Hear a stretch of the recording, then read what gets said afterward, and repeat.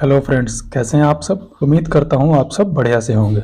दोस्तों, आज हम इस वीडियो में चार मेन बोर्ड आईपीओ के बारे में बात करेंगे। फर्स्ट है जिंका लॉजिस्टिक का आईपीओ, इसे ब्लैक बक के नाम से जाना जाता है। सेकंड है नीवा भोपा हेल्थ इंश्योरेंस सेक्टर, ये एक इंश्योरेंस सेक्टर का आईपीओ। थर्ड है एनटीपीसी ग्रीन एनर्जी लिमिटेड का आईपीओ, ये एनटीपीसी की सब्सिडरी कंपनी। नेक्स्ट है अवांसे फाइनेंशियल सर्विस लिमिटेड का आईपीओ, ये एक एनबीएफसी सेक्टर है। यदि चैनल पर फर्स्ट टाइम वॉच किया है तो चैनल को सब्सक्राइब करके बेल आइकन ऑन कर लें। चलिए वीडियो को शुरू करते हैं। फर्स्ट है जिंका लॉजिस्टिक सॉल्यूशन लिमिटेड का आईपीओ, ये एक ब्लैक बक के नाम से इसको जाना जाता है। कंपनी जिंका लॉजिस्टिक सॉल्यूशन लिमिटेड 2015 में इनकॉर्पोरेट हुई थी। ये ट्रक ऑपरेटरों के लिए ब्लैक बक ऐप के जरिए डिजिटल प्लेटफॉर्म प्रदान करती है। देश में 9,63,345 ट्रक ऑपरेटरों द्वारा ब्लैक बक प्लेटफॉर्म का यूज किया जा रहा है, जो लगभग भारत में 27.52% क्षमता रखते हैं। ये ब्लैक बक प्लेटफॉर्म ट्रक ऑपरेटरों को पेमेंट करने, टेलीमेटिक्स, ए फ्रंट मार्केट प्लस और व्हीकल फाइनेंसिंग सर्विस की हेल्प प्रोवाइड कराती है। इसकी कॉम्पिटिटिव स्ट्रेंथ देखें तो ये भारत के ट्रक ऑपरेटरों के लिए सबसे बड़ा डिजिटल प्लेटफॉर्म है। ये प्लेटफॉर्म ट्रक ऑपरेटरों को पिछले 9 साल से सेवा प्रदान कर रहा है। ये platform high growth business with operational leverage and high profitable है। साथ ही इसके पास एक्सपीरियंस होल्डर मैनेजमेंट टीम है। कंपनी के पास 4,289 कर्मचारी काम करते हैं। चलिए इसकी फुल डिटेल्स देख लेते हैं। इसकी ओपन डेट 13 नवंबर की रहने वाली है। क्लोजिंग इसकी 18 नवंबर को हो जाएगी। इसकी लिस्टिंग 21 नवंबर को होगी। फेस वैल्यू ₹1 पर शेयर का, यानी स्प्लिट नहीं हो सकता। प्राइस बैंड 259 से ₹273 रखा गया है। इसकी एक लॉट में 54 शेयर रहने वाले। टोटल इशू साइज 1114.72 करोड़ का रखा गया है, जिसमें से फ्रेश इशू 550 करोड़ का रहेगा। ऑफर फॉर सेल 562.72 करोड़ का रहेगा। यदि आप एम्प्लॉय हैं तो आपको ₹25 का डिस्काउंट भी मिलेगा। इसकी लिस्टिंग बीएससी एनएससी पर होगी। यदि इसके रिजर्वेशन को देखें तो क्वालिफाई इन्वेस्टरों के लिए 75% रखा गया है। पोर्शन रिटेलर के लिए 10% और एचएनआईज के लिए 15% का पोर्शन रिजर्व किया गया है। इसका अलॉटमेंट 19 नवंबर को होना है और अमाउंट रिफंड डेट 20 नवंबर की रखी गई है, यानी 20 नवंबर से 21, 22, 23 तक 2-3 दिन में आपका रिफंड वापस आ जाएगा। शेयर डीमेट में 20 नवंबर को क्रेडिट होंगी। लिस्टिंग इसकी 21 नवंबर को होगी। यदि इसके लॉट साइज को देखें तो रिटेलर मिनिमम 1 लॉट 54 शेयर की लगा पाएंगे। अमाउंट ₹14,742 रहेगा। रिटेलर मैक्सिमम 13 लॉट के लिए बोली लगा पाएंगे। अमाउंट 1,91,646 रहेगा। यदि आपके पास 2 लाख तक का अमाउंट है तो आप 13 लॉट के लिए अप्लाई कर पाएंगे। स्मॉल एचएनआई मिनिमम 14 लॉट के लिए बोली लगा पाएंगे, जिसका अमाउंट ₹2,06,388 रहेगा। स्मॉल एचएनआई मैक्सिमम 67 लॉट के लिए बोली लगा पाएंगे। अमाउंट ₹9,87,714 लगेगा। बिग एचएनआई मिनिमम 68 लॉट के लिए अप्लाई कर पाएंगे। अमाउंट ₹10,02,456 रहने वाला है। तो आप इसमें से किस कैटेगरी में अप्लाई करने वाले कमेंट करके जरूर बताएं। यदि इसके प्रमोटर होल्डिंग को देखें तो promoter Rajesh Kumar Naidu and Rama Subramaniam, Bala Subramaniam and other के पास शेयर होल्डिंग प्री इशू 32.91% के। शेयर होल्डिंग पोस्ट इशू कुछ कम हो जाएंगे। कंपनी ने 3 सालों का फाइनेंशियल डाटा दिया, जिसमें 2022 में एसेट्स 900 करोड़ के थे, 30 जून 24 में 629 करोड़ के हो गए। रेवेन्यू 22 में 156 करोड़ का था, 24 में 98 करोड़ का हो गया। प्रॉफिट आफ्टर टैक्स -284 करोड़ का 22 में था, अभी के टाइम इनका पॉजिटिव हो गया 32 करोड़ का। आप एक बात देखें, इनका प्रॉफिट आफ्टर टैक्स 2022 में -284 करोड़ था, 23 में 290 करोड़ था, 24 में 193 करोड़ था। तो ऐसा 3 महीनों में क्या हुआ कि 32 करोड़ पॉजिटिव हो गया। जरूर कंपनी अपने फाइनेंशियल को तोड़ मरोड़ कर दिखा रही है। जरूरी नहीं आप इसमें लगाएं, बहुत से अच्छे इससे भी अच्छे शेयर हैं जिनमें आप पेमेंट लगा सकते हैं। जो लोग इसमें लॉन्ग टाइम के लिए लगाना चाहते हैं वो अपने फाइनेंशियल एडवाइजर से सलाह लें, उसके बाद इसमें पेमेंट लगाएं। यदि इसके नेटवर्थ को देखें तो 22 में 585 करोड़ के थे, अभी के टाइम 344 करोड़ के। रिजर्व सरप्लस 22 में 377 करोड़ था, अभी के टाइम 340 करोड़ के लगभग है। टोटल बोरोइंग इनके ऊपर 22 में 199 करोड़ थी, अभी के टाइम 165 करोड़ के लगभग है। तो कंपनी अपने रिजर्व सरप्लस को मेंटेन करती, बोरोइंग को इजीली खत्म कर सकती है। कंपनी का मार्केट कैप देखें तो वह 4,817.81 करोड़ का है, तो कंपनी स्मॉल कैप की है। यदि इसका आरओई देखें तो 9.39 का है, रिटर्न ऑफ कैपिटल एम्प्लॉय 1.50 का, डेप्ट ऑफ इक्विटी 0.47 का है। ये बढ़िया है। इसका ईपीएस -12.41 का है, आईपीओ होने के बाद पॉजिटिव 7.34 का हो जाएगा। इसका पी -22 का है, आईपीओ के बाद 37.2 का हो जाएगा। यदि इसके पीयर में देखें तो सीई इन्फो सिस्टम, जिसका ईपीएस 24.78 का है और पीई 92.9 का है। प्लेटकॉर टेक्नोलॉजी लिमिटेड का ईपीएस 1118 का है और पीई 20 का है। Full truck alliance corporation limited का ईपीएस 0.83 का है उस हिसाब से जिंका लॉजिस्टिक का आईपीओ के बाद ठीक ठाक हो जाएगा। इसका रजिस्ट्रार केफिन टेक्नोलॉजी लिमिटेड है, जहां से इसके अलॉटमेंट को चेक किया जा सकता है। यदि इसका ग्रे मार्केट में प्रीमियम देखें तो वह 24 रुपये पर ट्रेड कर रहा है। इसकी एक लॉट में 54 शेयर है, तो यहाँ से आपको लगभग 10% का रिटर्न मिल सकता है, जो 1296 या 1300 रुपये हो सकता है। यदि यहाँ से ऊपर जाता है तो वह आप लिस्टिंग गेन के लिए अप्लाई कर सकते हैं, अन्यथा इसको अवॉइड करना है। लॉन्ग टर्म वाले यदि लेना चाहें तो वह 4 से 5 साल का व्यू हो जिनका, वो ले सकते हैं। बाकी जिनको 2 महीने 4 महीने रखना है, लिस्टिंग गेन के लिए अप्लाई कर सकते हैं, वरना इसे अवॉइड करें। किसी भी वीडियो की लेटेस्ट नोटिफिकेशन के लिए चैनल को सब्सक्राइब करके बेल आइकन ऑन कर लें। नेक्स्ट कंपनी का नाम है नीवा बोपा हेल्थ इंश्योरेंस लिमिटेड कंपनी का है। ये एक इंश्योरेंस सेक्टर है। इसकी ओपन डेट 7 नवंबर थी, इसकी क्लोजिंग 11 नवंबर यानी मंडे को होने वाली है। इसकी लिस्टिंग 14 नवंबर को होगी। Face value 10 rupees per share की है, यानी भविष्य में स्प्लिट हो सकता है। प्राइस बैंड 70 से 74 रुपए पर शेयर का रखा गया है। एक लॉट में 200 शेयर रहने वाले हैं। टोटल इशू साइज 2200 करोड़ का है, जिसमें फ्रेश इशू 800 करोड़ के हैं। ऑफर फॉर सेल 1400 करोड़ का है।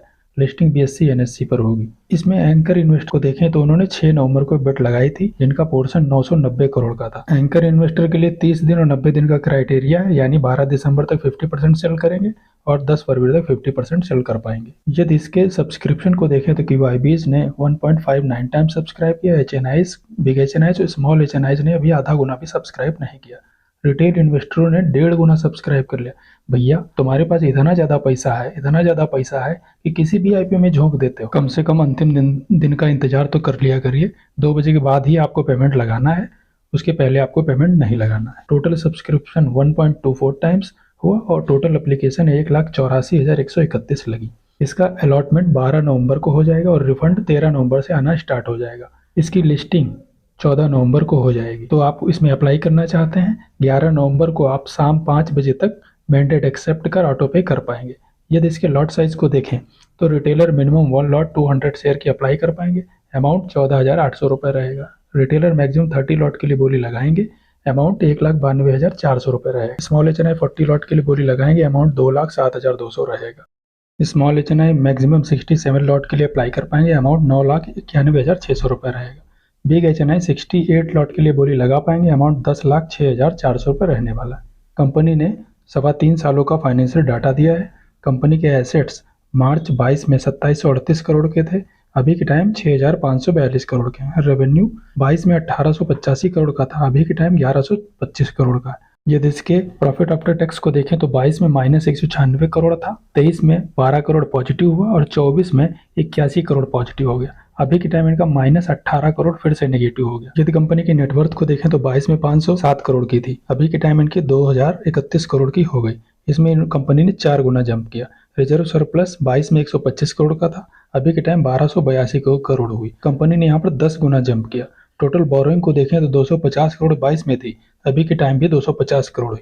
सब कुछ कंपनी में बढ़िया था, तो अपनी बोरोइंग को कंपनी को खत्म कर देना चाहिए था। कुछ गड़बड़ जरूर है इसमें भी। कंपनी का मार्केट कैप लगभग 13,500 करोड़ का, तो कंपनी लार्ज कैप की है। डेप्ट ऑफ इक्विटी 0.12 का है, तो ये बढ़िया है। रिटर्न ऑफ नेटवर्थ -0.92 का, ये थोड़ा निगेटिव है। कंपनी का EPS 0.48 का है, IPO लिस्ट होने के बाद -0.42 का हो जाएगा, ये निगेटिव है। PE 153 का है, पोस्ट IPO 177 माइनस में हो जाएगा, ये भी निगेटिव है। कंपनी का रजिस्ट्रार केफिन टेक्नोलॉजी लिमिटेड है, जहां से इसके अलॉटमेंट को आप चेक कर पाएंगे। यदि इसका ग्रे मार्केट में प्रीमियम देखें तो वह अभी के टाइम 3 रुपये पे ट्रेड कर रहा है।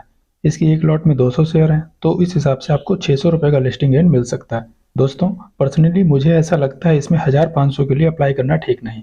इसके प्राइस को एडजस्ट होने दें, उसके बाद इसमें अप्लाई करें। तब आप 50-50 करके धीरे धीरे क्वांटिटी उठा सकते हैं, तब कोई बुराई भी नहीं है। चैनल को सब्सक्राइब करके बेल आइकन ऑन कर लें, जिससे वीडियो की लेटेस्ट नोटिफिकेशन आपको सबसे पहले मिल सके। नेक्स्ट कंपनी का नाम है NTPC ग्रीन एनर्जी लिमिटेड। ये national thermal power corporation limited की सब्सिडरी कंपनी है। इसके IPO की ओपन डेट 18 नवंबर की है और क्लोजिंग 21 नवंबर को हो जाएगी, यानी 21 नवंबर को आप 5 PM तक आप इसका पेमेंट लगा पाएंगे। Face value 10 rupees per share का है। टोटल इशू साइज इसका 10,000 करोड़ का रहने वाला है, जो पूरा का पूरा 10,000 करोड़ फ्रेश इशू रहेगा। इसकी लिस्टिंग BSE NSE पर होगी। यदि इसके रिजर्वेशन कोटा की बात करें तो QIBs के लिए 75% पोर्शन है, रिटेलर के लिए 10% का पोर्शन रखा गया और HNIs के लिए 15% का पोर्शन रिजर्व किया गया। इसका बेसिक अलॉटमेंट 22 नवंबर को हो जाएगा। रिफंड आपको 25 नवंबर से होना स्टार्ट हो जाएगा। इसकी लिस्टिंग 28 नवंबर को होगी। यदि 23 से 24 के बीच में इनका रेवेन्यू देखें तो 2037 करोड़ के प्लस रहा और ये दिन का प्रॉफिट आफ्टर टैक्स देखें तो 23 से 24 के बीच में 170 करोड़ रुपए रहा। कंपनी ने 1.5 सालों का फाइनेंशियल डाटा दिया है जिसमें एसेट्स 18,400 करोड़ के थे, अभी के टाइम 28,700 करोड़ है। यहाँ पर एसेट्स कंपनी के 10,000 करोड़ के पॉजिटिव हो गए। रेवेन्यू को देखें तो 23 में 170 करोड़ का था, अभी के टाइम 607.42 करोड़ है। प्रॉफिट आफ्टर टैक्स देखें तो 23 में 171 करोड़ का था, अभी के टाइम 138 करोड़ है। नेटवर्थ अभी के टाइम कंपनी की 6,370 करोड़ की है। यदि रिजर्व सरप्लस को देखें तो कंपनी का 23 में 167 करोड़ हुआ करता था, अभी के टाइम 651 करोड़ है। कंपनी की बोरिंग को देखें तो 15,276.98 करोड़ की, ये बहुत भर भर के। कंपनी अपने आईपीओ के पैसे से 7,500 करोड़ रुपए अपने कर्ज को चुकाने में खर्च करेगी। कंपनी का एबिटा 88.99% का और पैट मार्जिन 17.56% का है। कंपनी पर डेट 2% का, जो बहुत ज्यादा है। कंपनी अपने आईपीओ के पैसे से डेट को आधा कर देगी, तो ये डेप्ट ऑफ इक्विटी भी आधा हो जाएगा। कंपनी का नेट एसेट्स वैल्यू 10.90 का है और रिटर्न ऑफ नेटवर्थ 5.53 का है, तो ये ठीक ठाक है। एनटीपीसी ग्रीन एनर्जी के पीयर ग्रुप में देखें तो अडानी ग्रीन एनर्जी लिमिटेड का ईपीएस 6.21 का है और पीई 288 का है। रिन्यू एनर्जी ग्लोबल पीएलसी का ईपीएस 9.94 का है और पीई 52.87 का है। इसका रजिस्ट्रार केफिन टेक्नोलॉजी लिमिटेड, जहां से इसके अलॉटमेंट को आप चेक कर पाएंगे। चैनल को सब्सक्राइब करके बेल आइकन ऑन कर लें। नेक्स्ट कंपनी का नाम है अवांसी फाइनेंशियल सर्विसेज। ये एक एनबीएफसी का सेक्टर है। इसकी IPO open date, listing date अभी डिसाइड नहीं। Face value 5 rupees per share का। प्राइस और लॉट साइज डिसाइड नहीं। टोटल इशू साइज इसका 3,500 करोड़ का, जिसमें फ्रेश इशू 1,000 करोड़ का रहेगा, ऑफर फॉर सेल 2,500 करोड़ का रहेगा। लिस्टिंग इसकी बीएससी एनएससी पर होगी। फ्रेश इशू 1,000 करोड़ के कंपनी नए शेयर जारी करेगी। कंपनी ने मार्च 23 से 24 के बीच में रेवेन्यू 75% और पैट 117% जनरेट किया। कंपनी ने 2 सालों का फाइनेंशियल डाटा दिया जिसमें एसेट्स 23 में 9,700 करोड़ के थे, अभी के टाइम 14,300 करोड़ के। रेवेन्यू 23 में 1,000 करोड़ के समथिंग था, अभी के टाइम 1,700 करोड़ है। प्रॉफिट आफ्टर टैक्स 23 में 157 करोड़ का था, अभी के टाइम 350 करोड़ है। नेटवर्थ 2,150 करोड़ के लगभग हुआ करता था, अभी के टाइम 3,676 करोड़ है। रिजर्व सरप्लस कंपनी के पास 2,000 करोड़ का था, अभी के टाइम 3,560 करोड़ है। बोरोइंग कंपनी पर 7,200 करोड़ की होती थी, अभी के टाइम 10,000 करोड़ की। तो कंपनी के ऊपर कर्ज बहुत ज्यादा है। कंपनी रिजर्व सरप्लस को मेंटेन नहीं करती है और साथ ही आईपीओ के पैसे को भी जोड़ दें तो कंपनी अपने बोरोइंग को खत्म नहीं कर सकती। तो इसमें अप्लाई करने से पहले आपको अपने फाइनेंशियल एडवाइजर से सलाह लेना है, उसके बाद अप्लाई करना। ये बजाज हाउसिंग फाइनेंस की तरह नहीं है, ये छोटी कंपनियां हैं, तो इसमें सोच समझकर आपको अप्लाई करना है। इसका registrar link in time private limited है, जहां से इसके अलॉटमेंट को आप चेक कर पाएंगे। इसका ग्रे मार्केट में यदि प्रीमियम देखें तो अभी ट्रेड नहीं हो रहा है, तो इसमें वेट एंड वॉच करना है।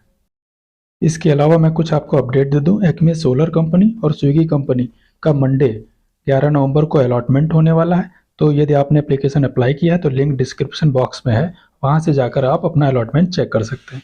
सैगिलिटी इंडिया लिमिटेड की लिस्टिंग 12 नवंबर को होगी। यदि आपने अप्लाई किया था और आपको अलॉटमेंट नहीं हुआ है और आप फ्रेश बाइंग करना चाहते हैं तो प्राइस को एडजस्ट होने दें और 12 नवंबर को जब इसका लिस्टिंग हो उस वक्त आप देखते रहें। आपकी समझ में आए तो 2, 4, 10, 50 शेयर आप उसमें से लेना चाहें तो ले सकते हैं।